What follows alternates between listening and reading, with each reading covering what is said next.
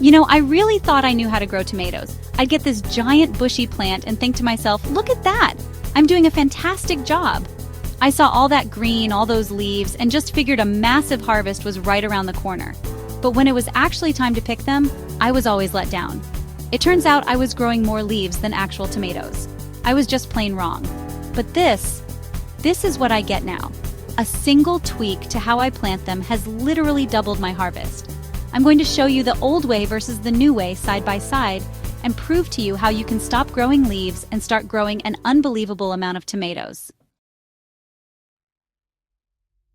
For years, I did what I think most people do. I'd march into the nursery, grab some healthy-looking tomato starts, bring them home, dig a hole just big enough for the root ball, and plop it in. I'd fill in the dirt, give it a good soak, and then wrestle one of those flimsy, cone-shaped wire cages over it that always seemed like a much better idea in the store. I honestly thought I was setting my plants up for success, but every single year, it was the same old story. The plants would explode out of the gate, looking incredibly lush and green. By midsummer, they'd completely swallow those useless cages, spilling over the sides and creating a dense, tangled jungle of leaves. Air couldn't get through, which was basically sending a dinner invitation to every fungal disease in a 5-mile radius. I'd be out there peering into the foliage, trying to spot a red tomato. It was a game of hide-and-seek I always lost. The real frustration, though, came at harvest time. For a plant that was 6 feet tall and just as wide, I'd get a handful of tomatoes. Sure, there were a few nice ones right on top, but deep inside that leafy mess, the fruit was small, splotchy, and often rotting on the vine before I even knew it was there. I was putting in all this work, watering, feeding, fighting with this monster plant, for a pathetic payoff. I felt more like a leaf farmer than a tomato grower. It was so disheartening, and I just knew there had to be a better way. I was making a huge mistake from the second the plant went into the ground, and I see people making it all the time. My breaking point was after one particularly bad season.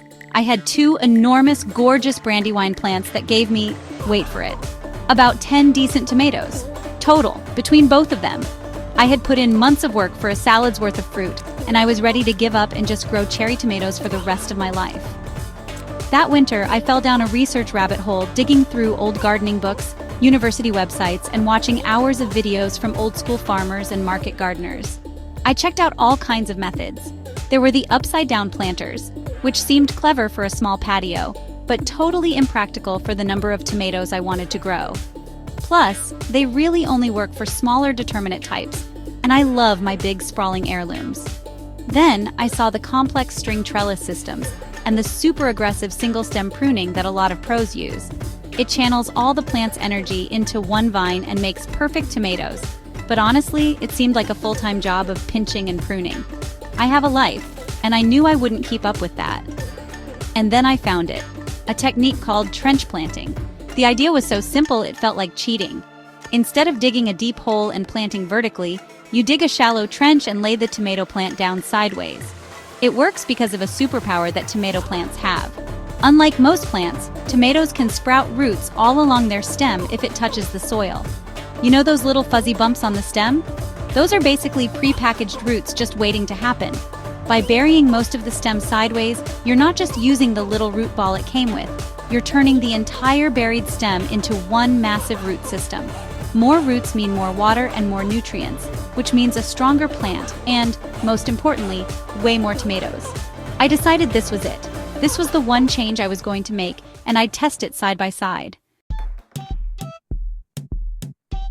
So what exactly is trench planting, and why does it work so well? It's honestly a total game changer, especially for those tall, leggy seedlings you find at the nursery late in the season. Instead of seeing that long, floppy stem as a problem, you actually use it as your greatest advantage.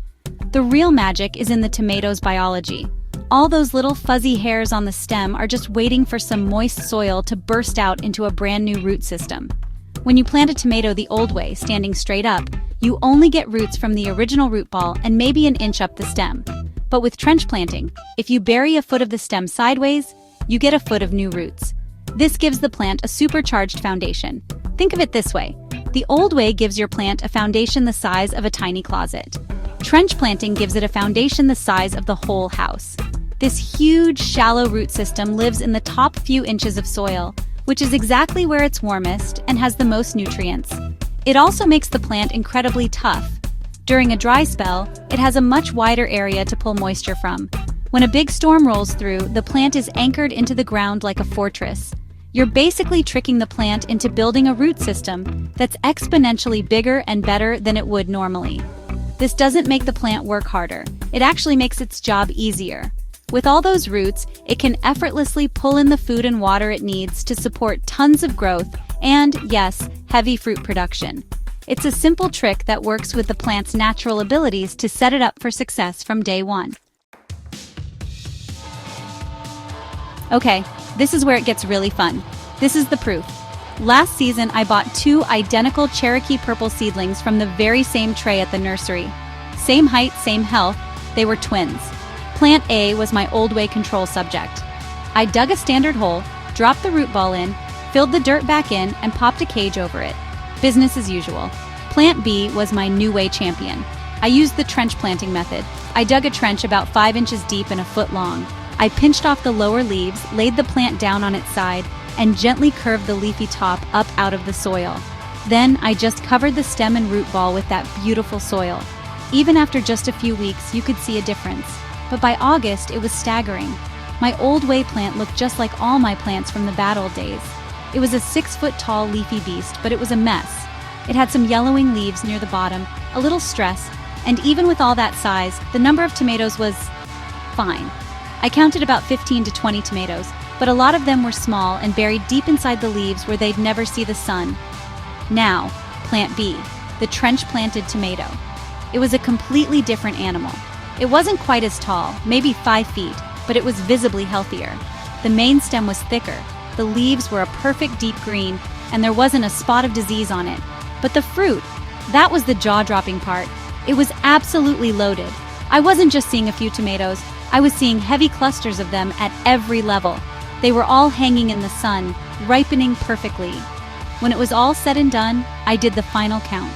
The old way plant gave me 18 edible tomatoes. The new way trench-planted tomato gave me 42, more than double the harvest from the exact same plant, in the same soil with the same sun and water. The tomatoes were bigger and more uniform too. The proof was right there. You can absolutely do this. It's so easy. Honestly, it's less work than digging a deep hole. Here's how you get it done. Step 1. Dig the trench. Forget the hole. Instead, dig a shallow trench about 4 to 6 inches deep. Make it about 2/3 as long as your seedling is tall. At one end, just scoop out a little deeper spot for the root ball to sit. Step 2. Prep the plant. Take your tomato plant and gently pinch or snip off the lower sets of leaves. You want to clear the stem, leaving just the top 6 to 8 inches of healthy leaves. Don't worry, you're not hurting it. You're just making a runway for all those new roots. Step 3. Lay it down. Place the plant on its side in the trench, resting the root ball in that slightly deeper pocket. The bare stem should now be lying flat. Step 4. Curve it up. Gently, and I mean gently, bend the leafy top of the plant so it's pointing up out of the soil. It doesn't need to be a sharp 90-degree angle. A nice, soft curve is perfect. The plant wants the sun, and it will straighten itself out in a day or two all on its own. Step 5. Backfill and water. Carefully cover the root ball and the whole buried stem with soil. Pat it down so the stem makes good contact. Give it a good, deep watering, soaking the entire length of the trench where you know that new root system is. That's it. You just gave your tomato plant an incredible head start for its best season ever. If this is clicking for you, and if you're tired of growing a jungle of leaves instead of a real harvest, do me a favor and hit that subscribe button. I'm always testing out new garden hacks and sharing what actually works, and I'd love to help you get the garden you've been dreaming of. For years, I thought growing a gigantic leafy tomato plant was the goal. I was so wrong. The goal isn't to grow the biggest plant, it's to grow the most tomatoes. And the secret was right there under my feet the whole time. It is all about the roots. By switching from planting them straight up and down to this simple trench planting method, I completely changed the foundation of my tomato plants. I gave them a massive, powerful root system that could support more flowers, more fruit, and a healthier plant overall. The side-by-side test says it all. More than double the tomatoes, bigger fruit, and a tougher plant. This one little change has transformed my tomato harvest. It's less work, it's smarter, and the results are just spectacular. I will never go back to planting tomatoes the old way again, and I really hope you give this a shot. Stop farming leaves. Start growing the biggest tomato harvest of your life. Now I have to ask you, what's the #1 thing you struggle with when growing tomatoes? Is it pests, diseases, or just not getting enough fruit? Drop a comment below and let me know, and of course make sure to subscribe to our channel. I read every single one and would love to help out. Happy gardening!